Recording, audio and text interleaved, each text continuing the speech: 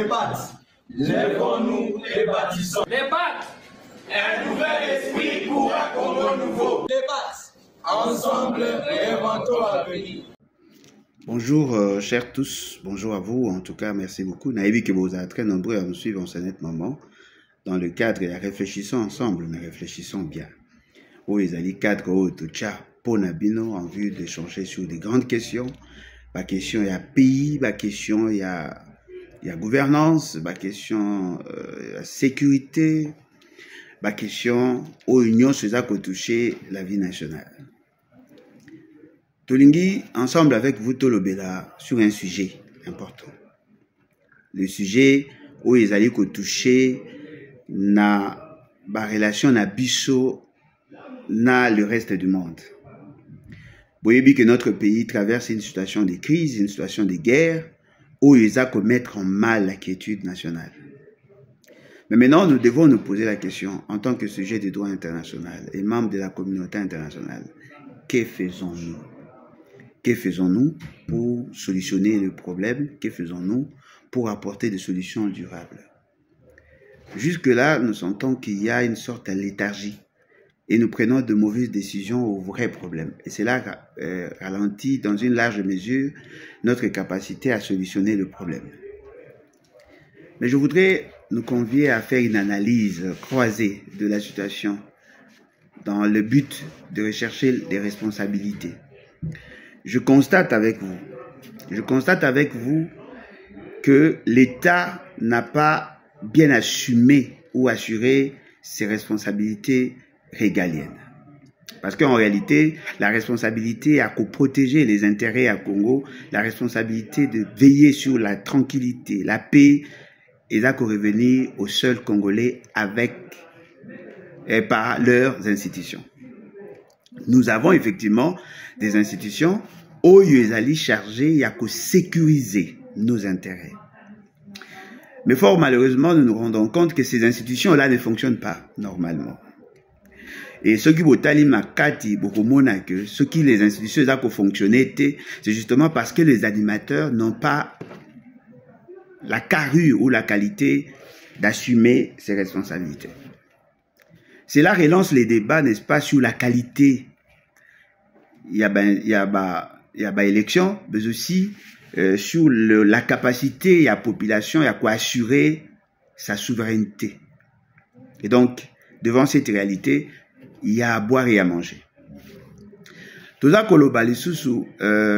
que le fait seulement que les animateurs des institutions n'ont pas bien joué leur rôle, ça a donné la possibilité aux ennemis de la République, il y a que ça là, c'est-à-dire fragiliser la partie est de Congo, en faire le ventre mou pour que facilite la bango, il y a que côté panabiso et de poser des actes.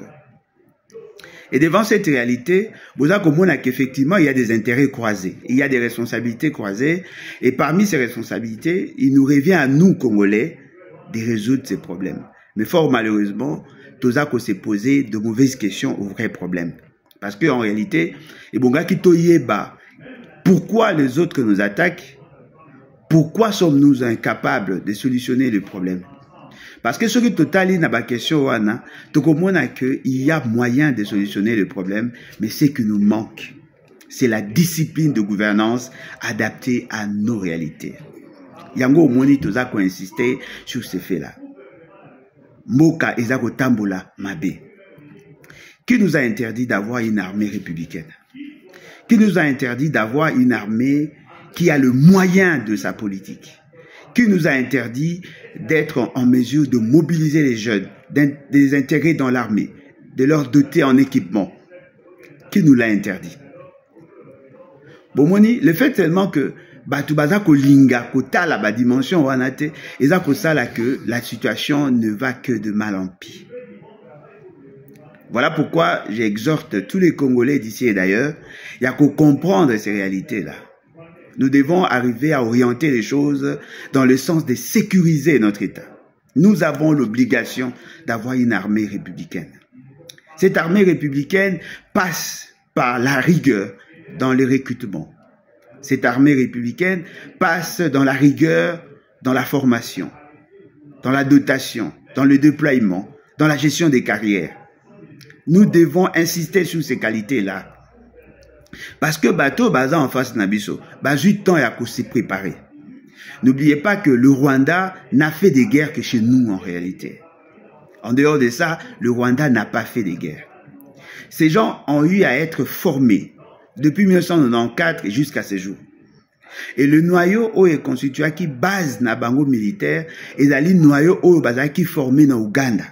Parce que pour nous renverser, il lui fallu que se mobiliser pour arriver à atteindre cet objectif.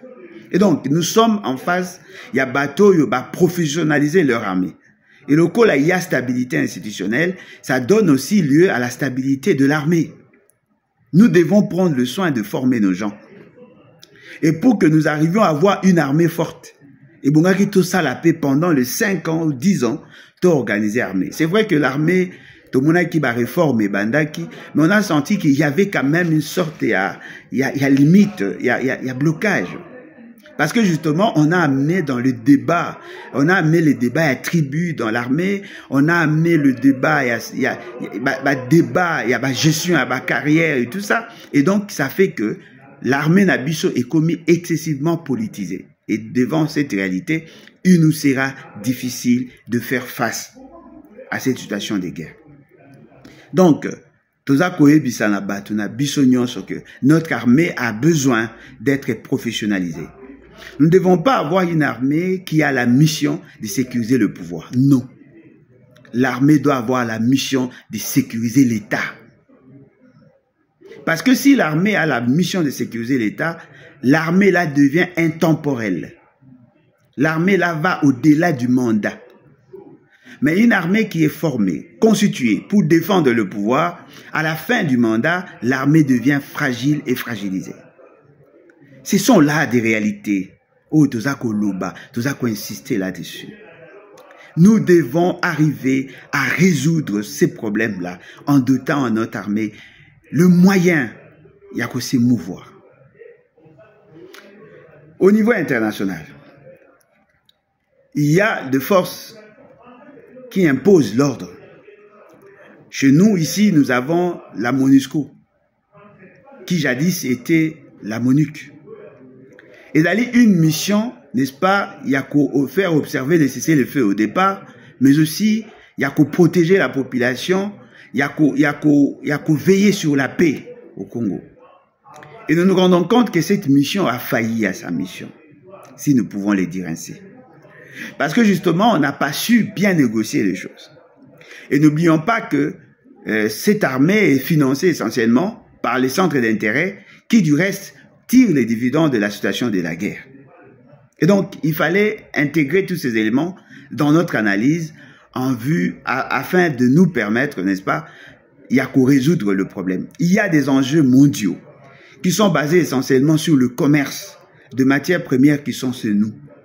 Il y a le conflit d'intérêts, le conflit foncier, le conflit identitaire avec le Rwanda et certains autres pays. Donc, il y a une mutualisation des intérêts. Nous devons arriver à analyser les choses en profondeur et à faire en sorte que nous résolvions le problème de manière durable. C'est comme ça que vous trouvez que toutes les solutions qui seront trouvées en dehors de ces deux éléments-là et qu'aux la difficile nabiso, il y a qu'à résoudre le problème. Au-delà de tout, la mobilisation de la population est une conditionnalité première pour changer les choses. Nous constatons fort malheureusement que les solutions qui sont préconisées ne sont pas adaptées à ces réalités-là. Bon, mon aki, nganganza mebayaki koluka biso pour que tout sanganana bango total comment résoudre le problème. Batu mingi bayoka ki ba déclaration nangai et je crois que bokolanda ngo peawa. Je me suis rendu compte que les gens ne m'ont pas bien compris. Je ne dis pas que je ne suis pas pour le dialogue. Mais j'ai dit, je ne suis pas pour le dialogue avec un monsieur comme Félix Tshisekedi. Parce que ce monsieur-là a un problème. Et ce problème-là constitue un épineux problème pour l'État.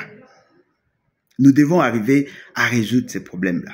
Yango nazakoti kabino, bolanda nano, cette partie, et après, Tukoya pour analyser par la suite.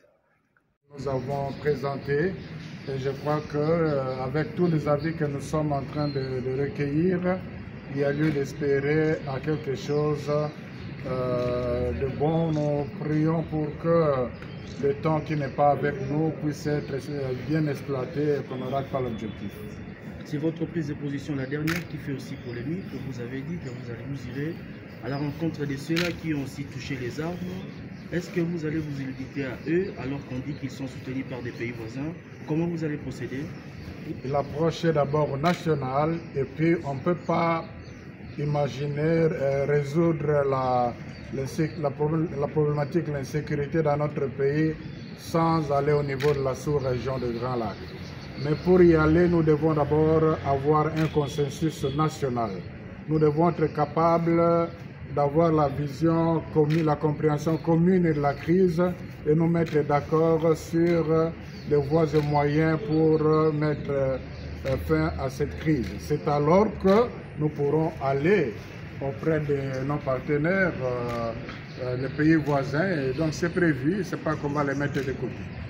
Un dialogue qui va aboutir à quoi? À la paix comme vous souhaitez ou à des postes de responsabilité qu'il faudra partager plus tard? Je crois qu'à la différence des dialogues passés où on s'est limité aux faits factuels, où c'était les agendas de politique qui orientaient le dialogue, cette fois-ci c'est conçu de telle manière que ce soit les problèmes du pays.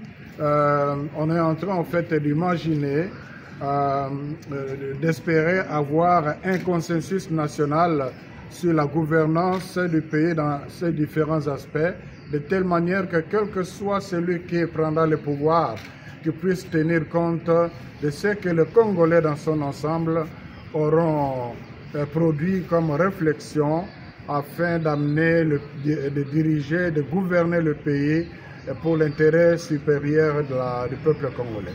Dernière question, il y a plusieurs accords signés par les passés qui ne sont toujours pas d'application.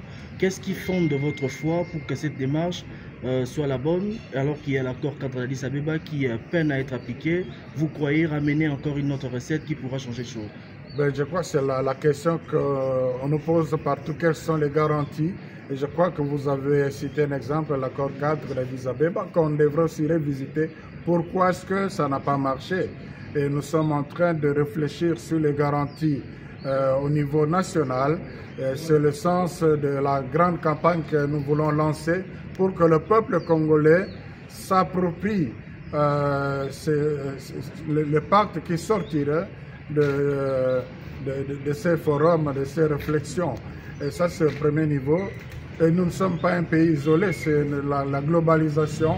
Il y a aussi possibilité de trouver auprès de la communauté internationale aussi un appui pour garantir ce qui est d'abord congolais. Donc, mais là, ça dépend aussi de la bonne volonté de chaque partie prenante, mais c'est surtout de la détermination de la population à protéger ce qu'il aura reconnu comme ayant été comme étant la voie de sortie de crise, la voie de bien-être, la voie de la paix durable. Denis Sanga, vous êtes président du parti Envol. Pour les constructions nationales, vous avez reçu le père religieux qui vous présente justement leur recette, plan de sortie de crise. Comment vous avez jugé ce qu'ils vous ont présenté comme plan de sortie de crise? D'abord, il faut dire qu'aujourd'hui, la logique exclusivement militaire de tout militaire a montré ses limites et qu'aujourd'hui, la solution est essentiellement politique et diplomatique. Et il faut explorer toutes les voies pour qu'une telle solution qui épargne à la fois les vies de nos concitoyens et préserve la stabilité de notre pays et l'intégrité de notre territoire par-dessus tout, puisse voir le jour en associant toutes les ressources.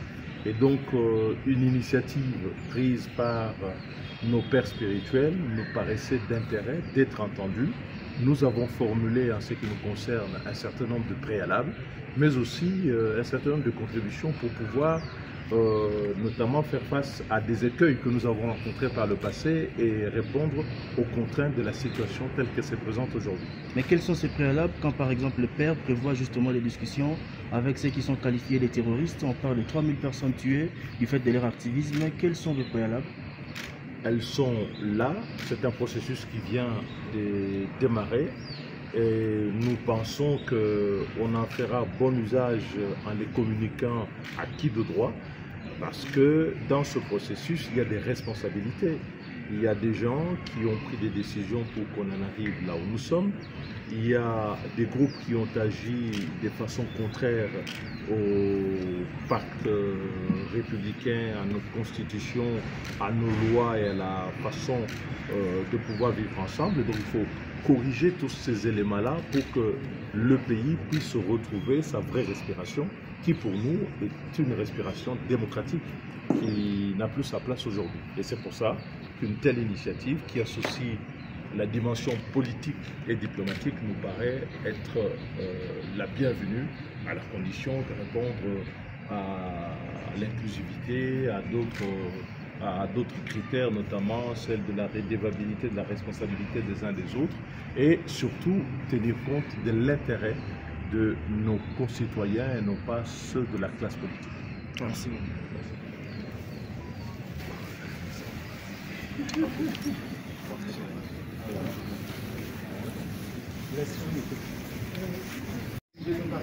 C'est qui d'abord? On vole, après on vole qui? Les battes, les battes. Les battes. Après le bat. Après le bat, elle est. Mais tu peux le faire déjà une photo. C'est bon? Attends. Qui t'a donné ça? Ah bon? Là, tu as fait peine.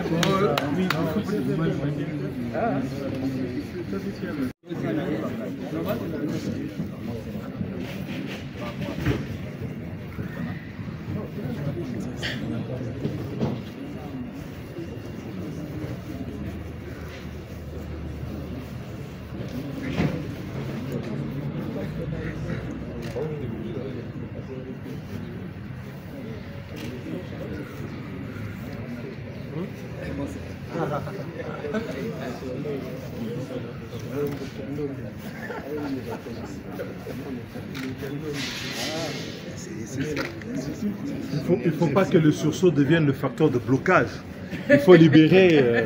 Voilà, Bouti Kolanda, l'Obamaki, na cadre de sursaut national, Bouti Pekolanda, Maloba Obisoto Tchaki, je voudrais maintenant expliquer. Je constate que après là, il y a une solution, il y a une piste et une solution na bango. Démarche na bango ezali, il y a ça là, c'est que le politicien, la société civile, bref, les forces vives, bafanda pour signer un pacte social. Mais apparemment, ce pacte social a déjà été signé. Et c'est ce que nous appelons la Constitution de la Troisième République. Boyebi que l'Église n'était pas d'accord pour le changement de la Constitution. Mais dans leur démarche, apparemment, ils veulent donner de béquilles à l'idée à changement de la Constitution. Parce que le matière tel que présenté, les faits au Bango Bazako Linga, le procédé au Bango Bazako préconisé, ils alignent à les cadres et à refondation de l'État. Et dans cette refondation de l'État, naturellement, on doit changer la Constitution. Ça va relancer les débats sur le fédéralisme, l'unitarisme. Ces débats-là ont déjà eu lieu. Ça va donner lieu à un débat sur la centralisation ou la décentralisation. Ces débats-là ont déjà eu lieu. Ça va donner lieu à un débat sur le rôle que doit jouer le président de la République, ce qui est na régime nini, régime présidentiel, régime parlementaire ou parlementaire rationalisé, le présidentialisme auto-levé. Ces débats-là ont déjà eu lieu. Ouais, apparemment, nous avons eu ces débats-là.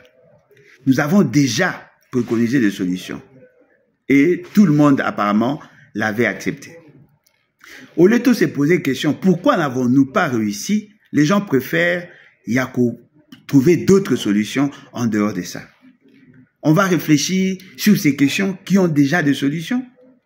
On va réfléchir sur ces questions alors que nous avons déjà préconisé des pistes et des solutions. Pourquoi ne pas prendre le temps d'analyser qu'est-ce qui n'a pas marché? Parce que ceux qui ont analysé qu'est-ce qui n'a pas marché, je suis sûr et certain, on va trouver la réponse à cette question. Et cela va nous conduire inéluctablement aux sanctions. Il y a des gens qui n'ont pas voulu respecter la Constitution. Ils n'ont pas voulu marcher conformément à la Constitution. Et cela justifie dans une large mesure la situation que nous avons. M. Félix Tshisekedi, ayant violé intentionnellement et de manière intempestive la Constitution, devait en réalité être sanctionné. On ne doit pas lui donner la possibilité d'aller négocier avec des gens pour une sortie onéreuse, si je peux le dire ainsi. Non. Il faudrait que nous arrivions à sanctionner les gens. Tous ceux qui n'ont pas posé des actes dans le sens, il y a respect à pacte social, pacte républicain, qui est la Constitution, doivent être sanctionnés. La solution ne sera pas celle qu'on veut nous amener à créer un contexte, il y a pas réforme, il y a pas forum pour réfléchir sur un nouveau pacte alors que l'ancien pacte n'a pas été respecté. Arrivons à sanctionner. Arrivons à imposer l'ordre public. Arrivons à faire respecter la Constitution.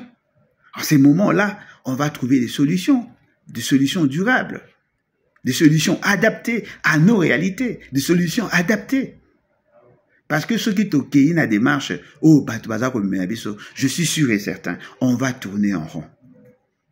Comment voulez-vous que les gens se réunissent pour donner la possibilité à quelqu'un de sortir alors que cette personne a eu à violer intentionnellement la Constitution? Vous savez tous que la situation que nous vivons, c'est justement parce que les gens n'ont pas voulu respecter la Constitution. Ils n'ont même pas voulu respecter leurs propres engagements, pris dans un cadre privé. Ce sont là des réalités qui doivent nous pousser à réfléchir. Est-ce que ceux qui t'ont réfléchi autrement t'ont retrouvé solution? Bon, mais quand on imagine, Basango Balobi, la classe politique et les forces vives bafanda basolola. Nakatuana Nanga viendra là-dedans. Et après, même ma résolution, na niveau, il y a sous-région, même na niveau international, pour na koluka moyen, il y a cristalliser en haut par une résolution. Mais, l'accord d'Addis Abeba était quoi? L'accord d'Addis Abeba était dans ces cadres, non? Est-ce que nous sommes arrivés à résoudre le problème? Aujourd'hui, la constitution de Tolobaki, et l'Obelipe Makambouya, comment gouverner, non? On va parler de route, on va parler de la pauvreté, on va parler de tous ces éléments pendant que nous sommes dans une situation de guerre. Supposons aujourd'hui que nous obtenions l'avis favorable à Nanga. Est-ce que cela veut dire qu'on va mettre fin à la guerre? Il faudrait aussi chercher à convaincre Kagame du bien fondé, parce que c'est lui qui alimente la guerre. On sera obligé de dialoguer avec lui. Or, le dialogue, c'est les rendez-vous du donner et du recevoir. Qu'allons-nous céder? Parce que la revendication à M23 est allée portée par le Rwanda. Le Rwanda, par contre, qui porte les revendications, les M23 portent les revendications du Rwanda. Si aujourd'hui le Rwanda nous exigeait d'intégrer ses agents à lui dans le système de sécurité nabiso et à défense, allons-nous accepter? Si le Rwanda aujourd'hui nous demandait de créer les conditions pour que Bangoba gère Mabeye Nabiso, allons-nous accepter? Tous ces éléments-là justifient dans une large mesure la raison et la guerre. Devons-nous cautionner cela? Je pense que il faut toujours attendre à réfléchir. Et je vous promets, en tout cas, Kalamingité, je vais faire une vidéo justement pour vous expliquer ma position. Et je suis sûr et certain que beaucoup comprendront. Merci beaucoup et à la prochaine.